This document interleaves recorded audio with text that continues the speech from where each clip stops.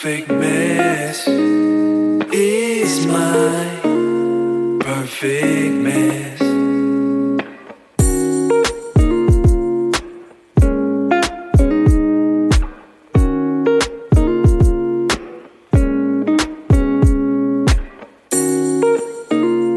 Perfect mess is my perfect mess. What's going on, everybody? Welcome to the Perfect Mess Podcast. I'm your host, Ray Molina, and this is episode 6. Before we get started, I'd like to set a disclaimer for this episode. There will be some very uncomfortable language. So if you have children that are listening with you, this may not be the episode that you want to be playing while you have children around. Or if you are uncomfortable about language. Most of you know I try to keep everything clean. Unfortunately, this is an episode that I cannot do that with. So, there's the disclaimer.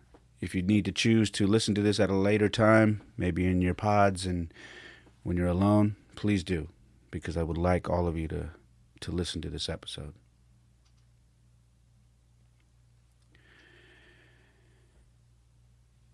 We've got a lot of things going on today that are making people feel very uncomfortable.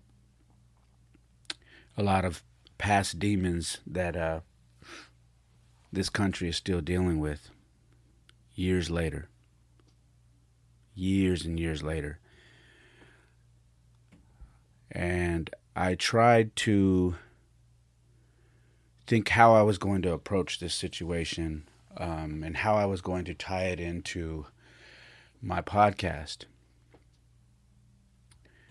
Because I do believe in being current. I do believe in addressing current events. But I also believe in making sure that if I'm addressing it, that I have some sort of direct connection to them. Because it's very hard to listen to people who have an opinion and who have a view on certain things that have never been through certain things or have been affected by these things. So I took some time to really sit back and think this podcast out because it's on a very, very sensitive subject, one that the entire country and now the world is seeing and addressing in their own way. A lot of ways that some people don't agree with, and a lot of ways that a lot of people say, hey, this is very necessary right now.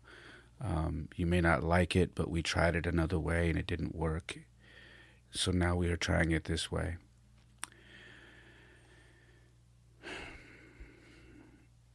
So I'm just going to go ahead and start.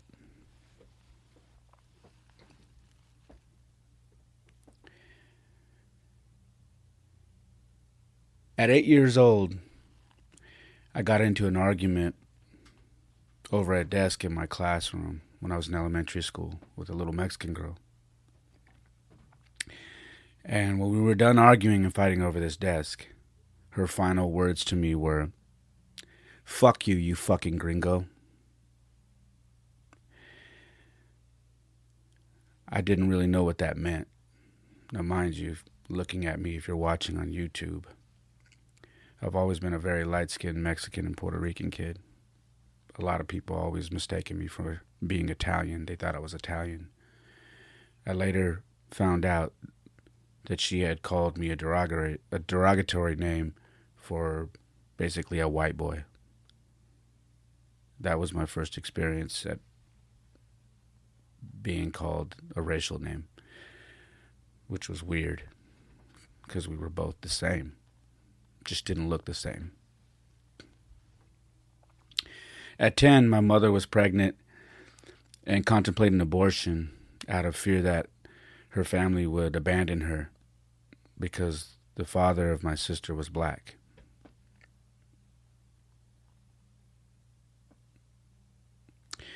My mom in tears came to me and told me that we needed to have an adult talk. And she wanted my opinion.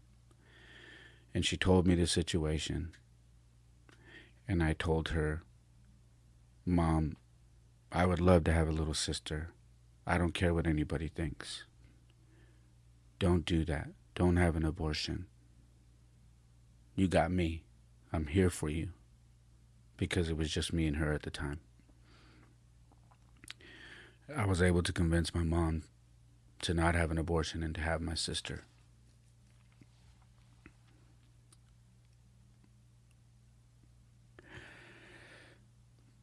At 10, I had a girlfriend who was dark-skinned and she was Filipino at this same school that I got into an argument with the Mexican girl over that desk.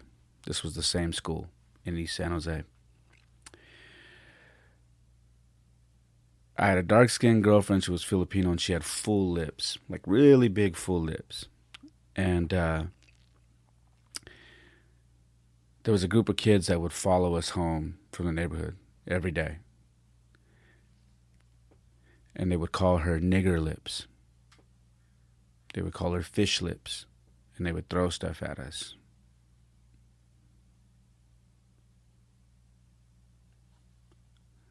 I still didn't understand why they would do that. I wrestled with it. I'd come home and ask why kids were saying mean stuff like that. I started to understand what the N-word was.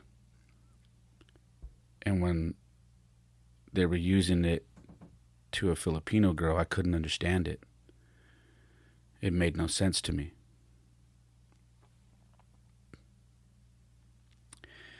At 11, my sister was born, and my mother was shunned by some family because they found out the father was black.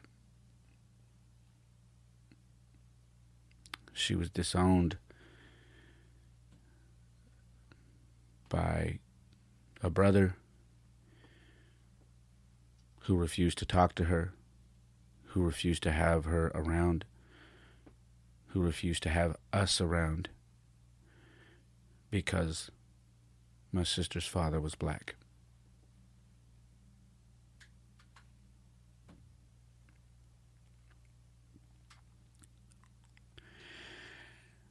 At 14, in my first year at Independence High School, I dated a Filipino girl by the name of Meliza. And if you're listening, I want to say hello to you, and I'm happy for your marriage, and I'm happy you're doing well. You've done great. Me and Meliza are still friends to this day.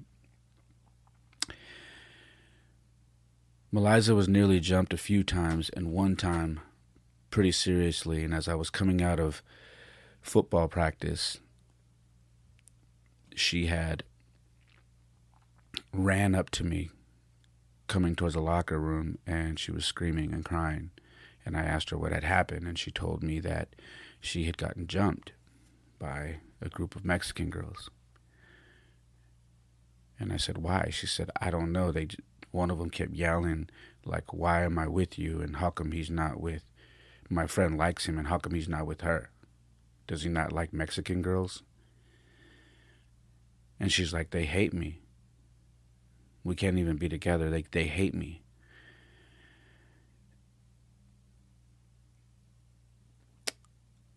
I found out who these girls were, and I confronted them. And they told me that I didn't love my own people. And how come I didn't date any Mexican girls? I was 14 in high school.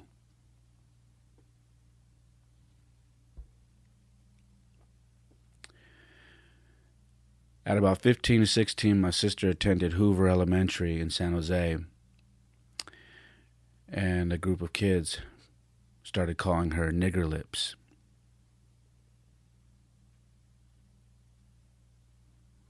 She came home crying. She had no idea what that meant. I did, because I remember being 10 years old and those kids following me home, calling my girlfriend and saying that she had nigger lips as well. I went to the school and confronted those kids who were calling my sister that and put a stop to it. And I hugged my sister as she cried, and I told her it's okay. And I said, "You're beautiful. There's nothing wrong with you."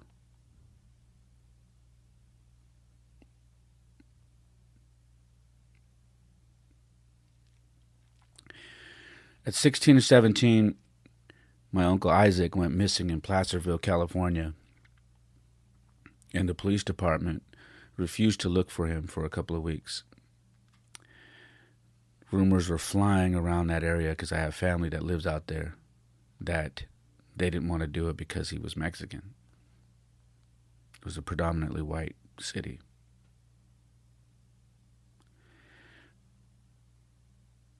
My family put together a team of friends and family, and they rented a van, and they drove out to Placerville.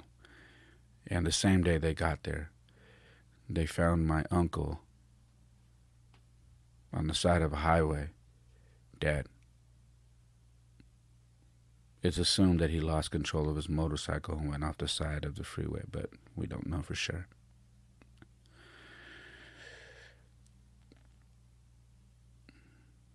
The police didn't act like it was a big deal, and they never did really try because it didn't take very long for my family to find them or to find him.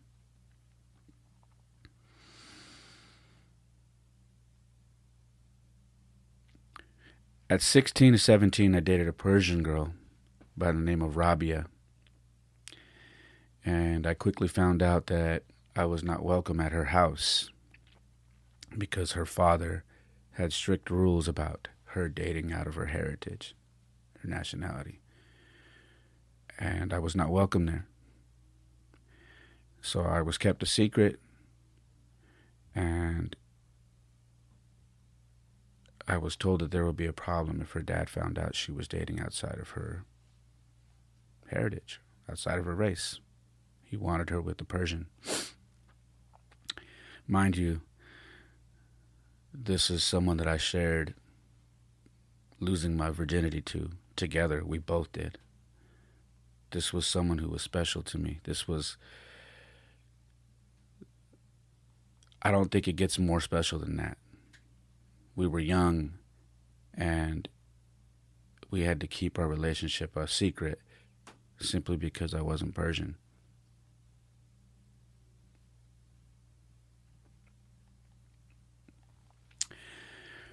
At 16 or 17, I learned the word mayate from friends I had and realized quickly after asking what they were saying and what it was. I quickly learned that it was another way for us to be calling black people niggers.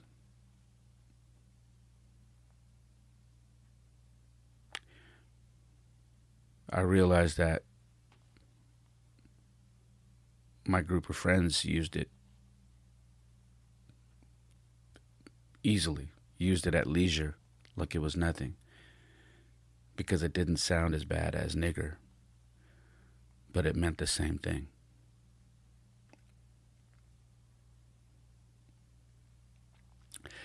At 17, while inside a liquor store in the Evergreen area of San Jose,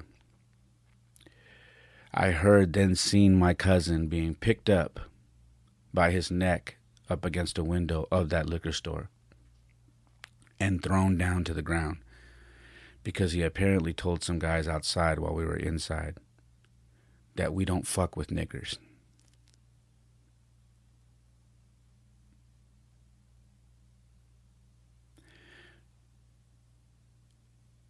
He was intoxicated. He was drunk. He felt brave and thought he was speaking for the group of people that we were with, and he was not. He was speaking for himself.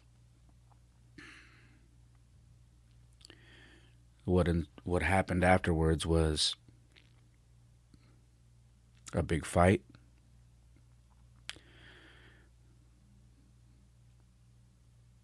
There was some weapon play to keep it light. There was some weapon play. We got out of there safely. They got out of there safely. But it got really, really sticky for a minute. And then we proceeded to have major issues with my cousin after that, because we had nearly got into some serious stuff that night. And that anger quickly turned to my cousin when we were alone. Because that is not how we got down.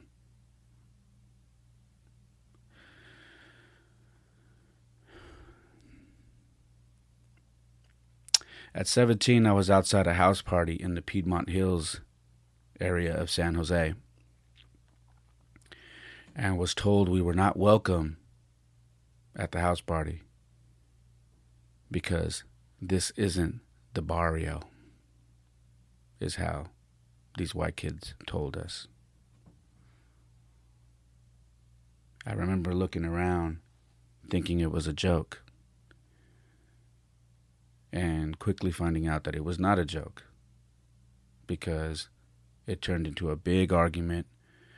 Those kids came out, which happened to be on the football team, and they said it again. You guys ain't welcome here. This isn't the barrio.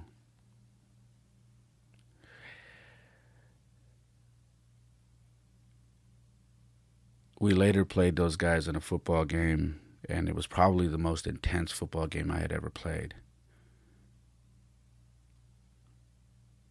I was 17. This was 1992.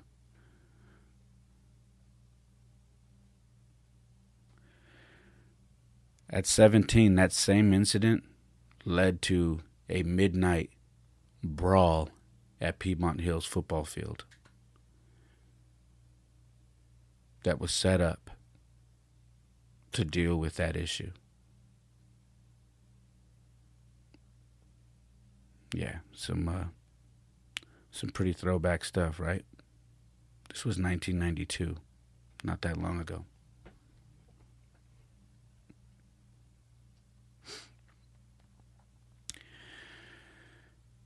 At 17, I dated a black and Chinese girl by the name of Christian. And I was called an essay. And she was asked by other black students why she was with me. Why would you be dating that essay?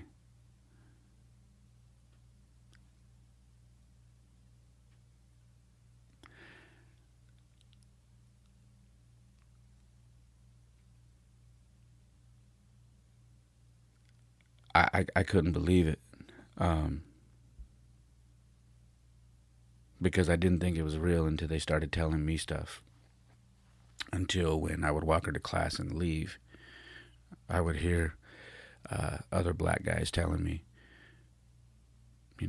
how the fuck did you pull her? Weak ass essay. I couldn't believe what I was hearing.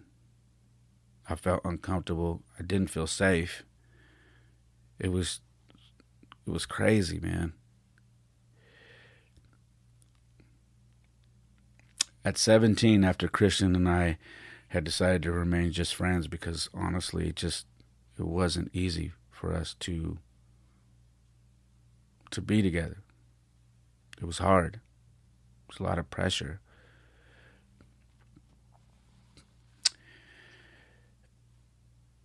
I dated a Mexican girl after that, and her name was Monica. She went to a different school. She went to Silver Creek. And I showed a photo of Monica to my dad because she was going to a dance with me, and he asked who she was because she didn't go to my school, and I showed him a picture of her. And he said, "That's who you should be with. She's beautiful." And that I should stay with my own kind.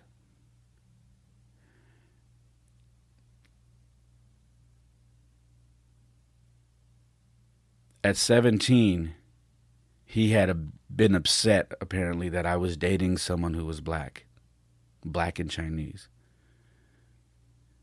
And he had apparently, behind closed doors, expressed to my mom that he wasn't happy about that. And when I asked him about it, he told me, I don't have anything against black people. I just don't think you should date them. You should stay with your own. Like that girl you're going to the dance with. She's beautiful. She's Mexican. That's where you belong. They're cool. You just don't need to be dating them. That's how simple it was told to me.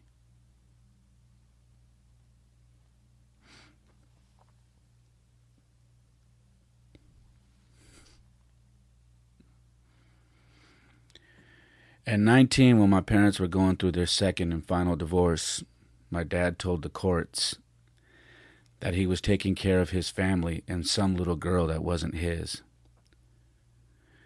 that she was from some black guy.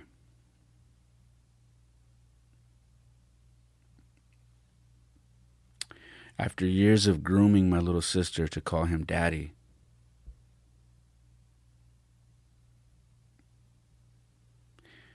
in front of a judge in court,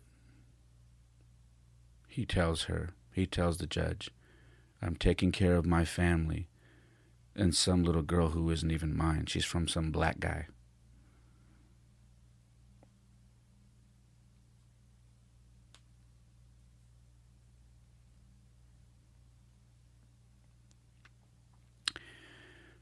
At 26, I found out my grandmother was shunned as a little girl because she was dark-skinned by most of her family as well as outsiders,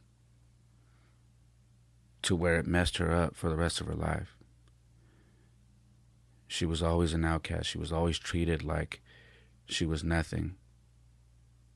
She was treated like shit. Which is why I found out she worked so hard for everything that she had, and why she was so meticulous about keeping her home clean and keeping everything in the best of conditions. Like, she was a neat freak. She did everything to the top tier because she never felt good enough. She always felt like she was a piece of shit because she was treated like one.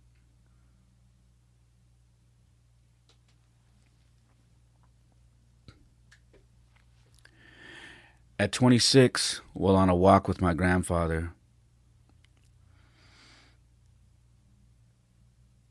he told me a story while he was in the military, that when he was in Jacksonville, Florida, he was deployed out there in Jacksonville, Florida. Him and some buddies of his went to a restaurant to go grab dinner, and they were told they weren't welcome. And my grandfather said, "What do you mean we're not welcome?" And the guy points to the sign and says no blacks. My grandfather said he kind of let out a little half laugh and looked at all his friends, who were all dressed in Marine uniforms, and says, "We're not black." To which the white gentleman says, "Yeah, you are. You're just Spanish niggers. If you want to eat here, you can get your food out from the back. We'll bring it out to you."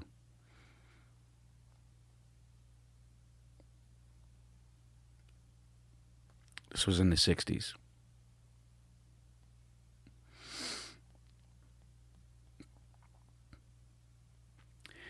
At 30, I was told by a friend of mine from Atlanta, Georgia, when I was doing music. This guy distributed my music throughout the South. He calls me and tells me, I know the Bay Area. I got family in Oakland and, all over the Bay Area. And I know it's common for Latins, Mexicans, Puerto Ricans, Cubans, whatever, to use the N-word. I know because all my family does, and it's just not looked at as being weird. He's like, so I'm used to Latinos like yourself using the N-word, especially Puerto Ricans. He's like, can I give you a little bit of advice? And I said, sure. He said, you could probably do extremely well out here. I played your music and people like it. And one of my friends said, he'd be dope if he didn't use the N-word. Like, if he did a show out here, they'd try to rip that dude off the stage because he's not black and he's using that N-word like that. He's like, I'm just telling you, man, like, people out here like your music. And if you came out here and did a show, I think you could do well. But if you use the N-word, it wouldn't do well. You'd have problems out here. I had never been to the South prior to that.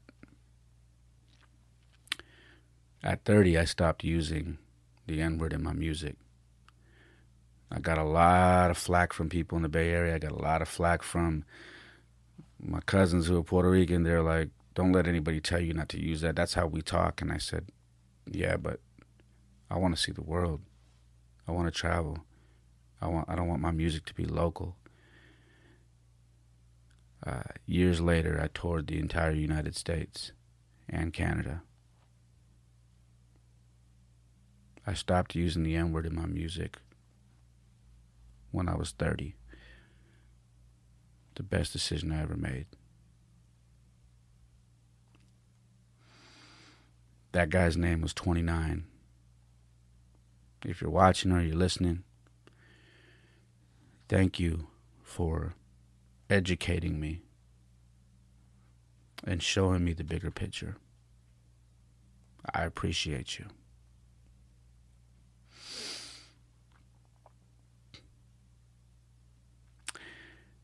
At the age of 32, I did a show in Boulder, Colorado, and I walked in to hear a few guys who happened to be black say, they got some weak-ass essays rapping here tonight. Only to be approached by that guy after I got off the stage that night,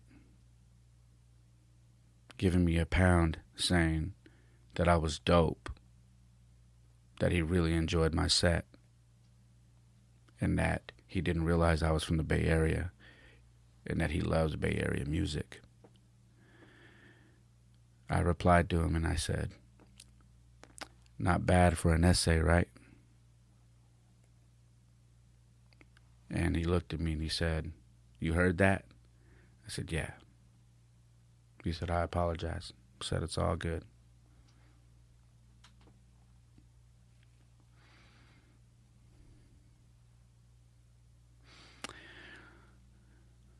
Well into my adulthood, I learned that my dad was bused to Oak Grove High School, which was predominantly a white school in the 70s.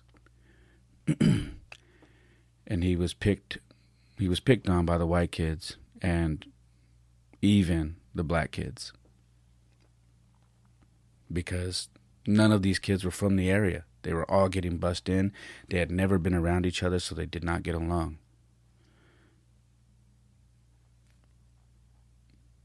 So my dad was getting it from both sides, the blacks and the whites, which didn't make it right for his mentality as an adult, but it gave me some understanding as to why he may have had some issues accepting that his son had dated a black girl. Again, let me be clear. It didn't make it right, but it gave me some understanding as to why he may have some feelings about that situation.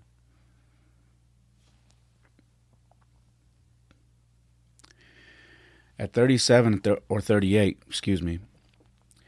while sitting in the food court of Valley Fair Mall in San Jose with my brother-in-law at the time, a couple of young guys who happened to be white were sitting next to us eating as well. And they were referring to some Asian gook who worked at a clothing store that they were just shopping in, saying he had the nerve of not dropping what he was doing and coming to help them because they had questions.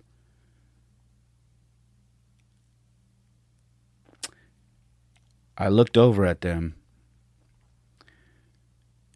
And out of reaction, I told them to pack their shit up and move to another table. And they looked at me so confused. I said, you feel pretty fucking comfortable, huh?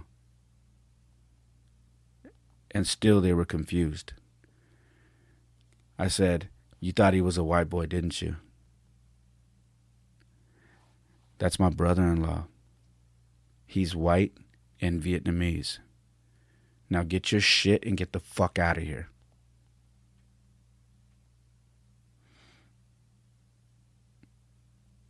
They apologized. They went to shake my hand. I refused. They went to shake my brother-in-law's hand, and my brother-in-law was confused, and my brother-in-law just felt uncomfortable. He wasn't used to aggression like that. So I apologized to my brother-in-law for handling it the way I did, but I told him I don't know how else to handle it.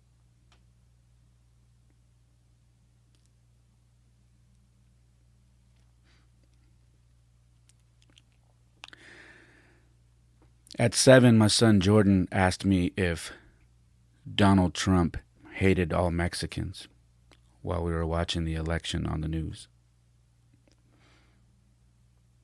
I asked him where he had heard this, and he said a little girl told him, or one of his friends, that Trump hates all Mexicans and anyone who isn't white.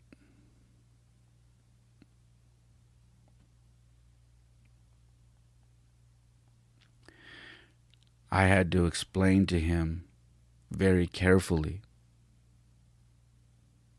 that there were some things that were said, because he wasn't the president yet. There were some things that he had said while on the campaign trail that were less than pleasant about Mexicans. But that in my heart of hearts, I didn't think that he really felt like that. That I felt like he was playing to the people that wanted to vote for him, and he knew it would get a reaction.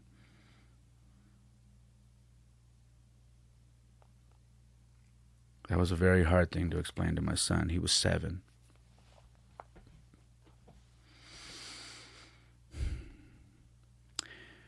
At 10, my son saw George Floyd's photo on TikTok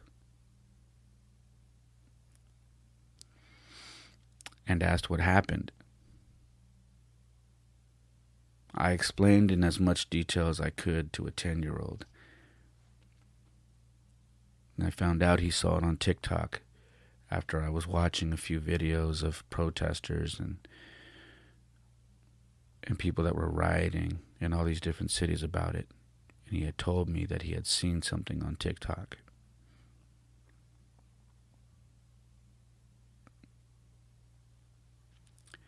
At 10, my son asked, Daddy, what is the fist that I keep seeing people doing? The one that's on the shirt and the one that's on the signs and the ones that go like this and they hold their fist up like this. What does that mean?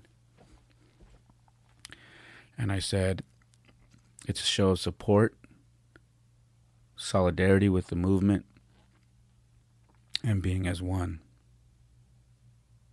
Telling someone you got their back, that I'm with you, I stand with you. To some people, it's a form of resistance, rebellion against the system. At 10, my son says, can I change my icon to the fist? I want to show I support my friends. I have friends who are black and all colors, and I want them to be okay. Is it okay if I change my icon to the fist?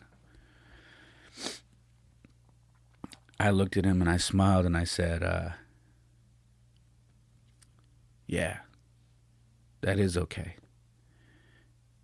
And you should worry about your friends. And you should want them all to be okay. That's a good move, buddy. That's how we get down.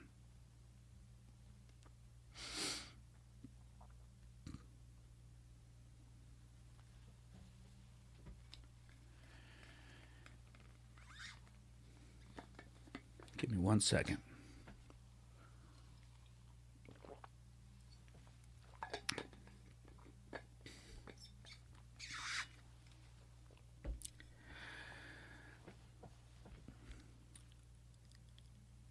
After hearing everything that I just said,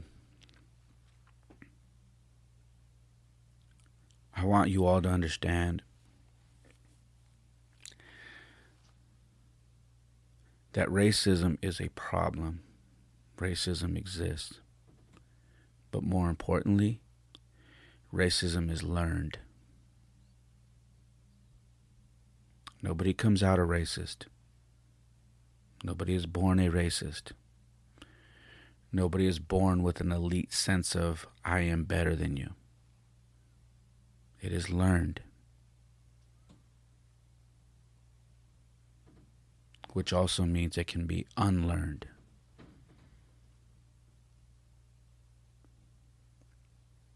Yeah, unlearning something and unlearning a bad habit is very, very hard. But it can be done.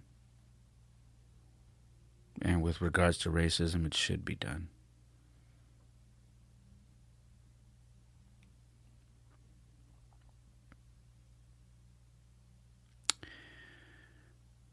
Most of you know I do, from time to time, I like to drive for Uber and Lyft.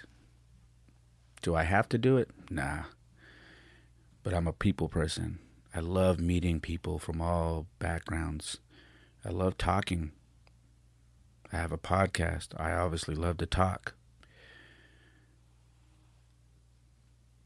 I picked up a young man who was in Cupertino, California, the last night actually, and it's weird. It's always weird now because you're wearing a mask while you're driving because of this coronavirus, and your passengers are wearing a mask, so it's super awkward having conversations and realizing you're both wearing masks. I realized after paying attention in this conversation that he was white, which doesn't matter. I don't care. But the conversation was powerful. And what I mean by that is this. He was in his 20s, and he asked me how my night was, and I told him it was good. But I was glad to be out of downtown San Jose because it was pretty crazy. There were riots and all kinds of stuff going on. They were shooting those smoke bombs, those canisters to get everybody to leave. When I was down there, I was hearing these loud booms, and then you would see these big clouds of smoke and people running. I said it was just getting out of hand. I was glad to get a ride that was out of the area. And he said, man, I was down there the other day, and it was so peaceful. It was cool. He's like, this may sound crazy, but I wish I was down there. I want to experience that. And my initial reaction was, what's wrong with you? But then thinking about it as he's talking, I said, you know what? I feel like everybody should experience that at some point in their life so they have a better understanding on what it feels like when it's peaceful, what it feels like when the tension is high, and what it feels like when things get out of control. So you understand. So you're not one of these people that's sitting at home with an opinion who's never even been part of anything and doesn't understand what it means to stand up against something and stand up for something that you believe in and fight for something. I said, I think everybody should experience it. I have, and I think everybody should. I said, but it's not all been riots, man. It's been peaceful. I was out there the other day, and it was peaceful. The energy was amazing. I felt alive. I was looking around, and I just felt the energy, man. I was so glad I went. And he asked me how old I was, and I told him my age. I told him I was 45, and he said, so you were around for the Rodney King thing? I said, yeah. And he goes, can you tell me a bit about that? Because we had a 20-minute drive. And I said, to be honest with you, man, what I saw And what I see in these protests right now, in these riots, I see everybody.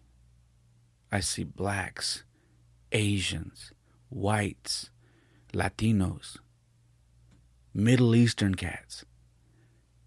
I see them all. The biggest difference is that. Because when the Rodney King thing kicked off, you were not safe if you were not black in those neighborhoods. You weren't. You were warned to stay off the streets because there was no unity. People were pissed off.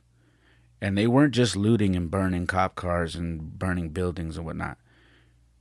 They were looking for people to take it out on. Because that was really like the first time that something like that had been caught on camera. It was so crazy. It shocked the world. What I see now, in the midst of all this chaos and pain and anger and frustration, I see something beautiful now.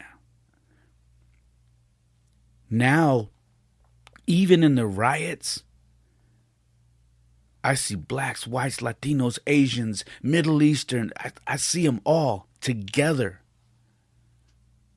rioting and protesting against something that they believe in, against something that we all believe in, that there should not be police brutality.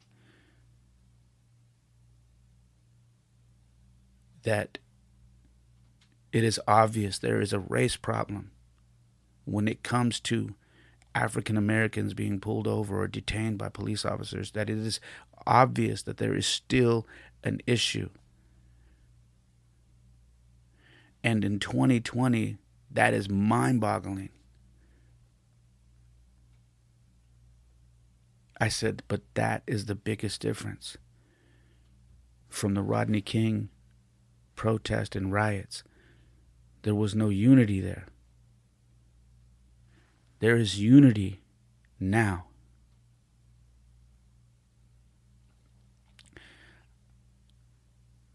I said, if I can give you any advice, don't let anybody tell you or convince you that we are all supposed to hate each other. That this is a black and white issue or a brown, black and white issue, because it is not.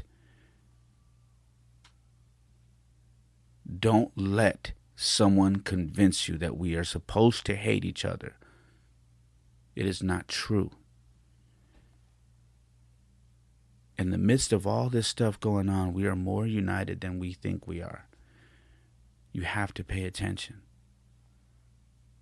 Yes, there's always going to be idiots out there that are trying to entice certain things to happen, that are out there for their own benefit. But the majority of the people are together for one cause.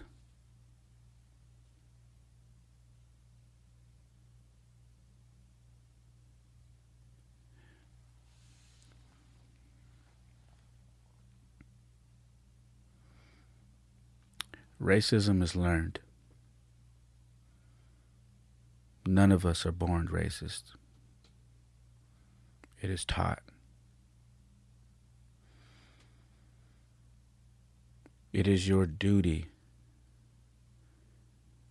in order to make change, if you really want to make change, it is your duty, if you are a father, if you are a mother, if you are a parent, to teach your children that racism isn't acceptable. It is important to teach them love, compassion, understanding, and that yes, some of us look different than each other, but inside we are the same.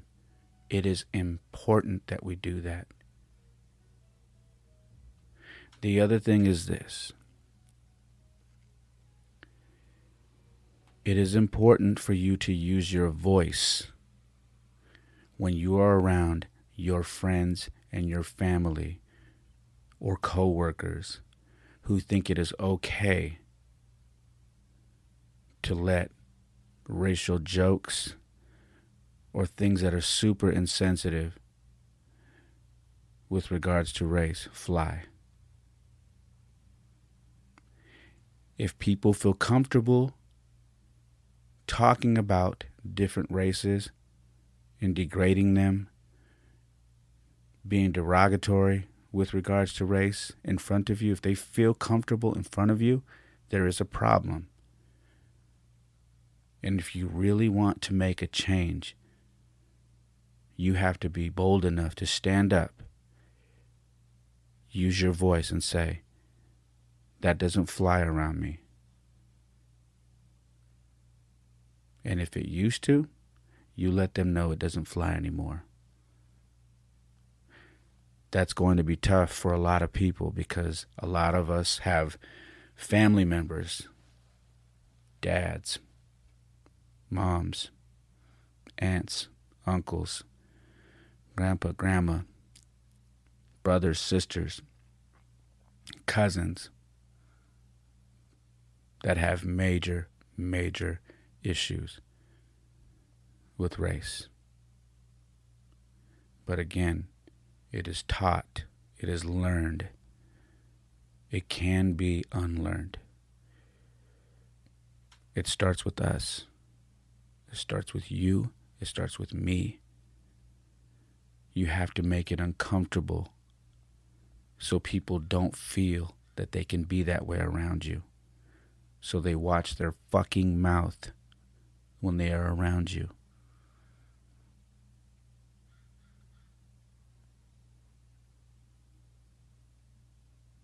They have to know it is unacceptable and you are not tolerating it anymore. It starts by us cleaning up our own mess.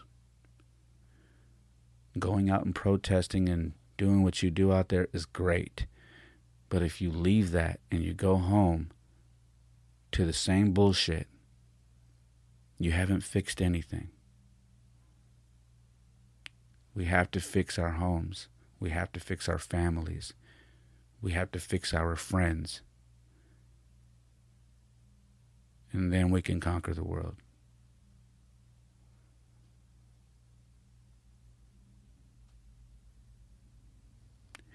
I love you guys. I'm with you. I want you guys to be safe out there. I want you to think before you make a move. I want you to understand that during these times, there is a lot of tension. There is a lot of anger. There's a lot of pain. There's a lot of tears. But there's a lot of positivity, a lot of energy. And you got, especially you young kids, man, I love your energy. You've got it. Please take that energy and use it. Use it to make this place better. We need you. We need your energy. We need your emotion. We need your resistance. We need your voice to speak up and fight. But please, do it for the right reasons. Think before you make a move. Organize, plan, and strategize.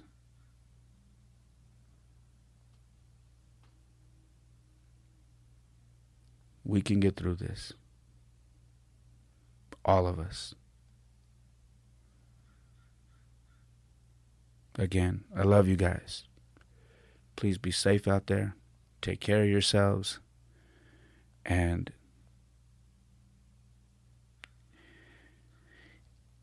if you enjoyed the podcast, and you feel like someone should hear this, please subscribe. Please leave a review. Please share the episode on your social media, via text, whatever it is. That's the only way this thing grows. I'm on Instagram at The Perfect Mess Pod. We are on YouTube. Search for The Perfect Mess Podcast with Ray Molina. Also on patreon.com/The Perfect Mess Pod. And that's all I have. I love you guys. Have a great day. Peace. Perfect mess is my perfect mess.